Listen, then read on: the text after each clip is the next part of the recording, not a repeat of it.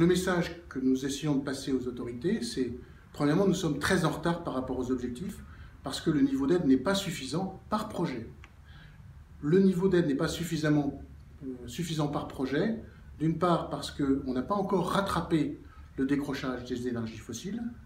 Deuxièmement, sur les grands projets, on a coupé une partie des subventions pour les transformer en avances remboursables, qui viennent diminuer l'aide et en plus complexifient le système, ce qui n'est pas souhaitable.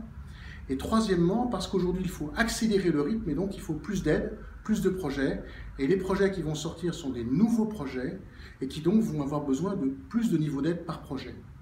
Et la conséquence de cette augmentation de l'aide et du rythme est que le fonds chaleur doit augmenter en volume global, progressivement, au fur et à mesure que les projets vont émerger. Il y a une pondération de cette évolution qui est liée au fait que les énergies fossiles vont continuer, le prix des énergies fossiles va continuer à augmenter sous l'effet de cette fameuse contribution climat-énergie ou taxation carbone pour que ça soit bien clair. Et donc progressivement, effectivement, les niveaux d'aide par projet vont être diminués pour tenir compte de cette compétitivité relative des projets.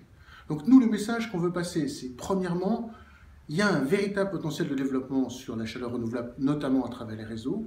Pour l'atteindre, il faut mettre de l'argent sur la table, mais c'est des toutes petites sommes par rapport aux sommes globales qui sont dépensées pour les énergies renouvelables.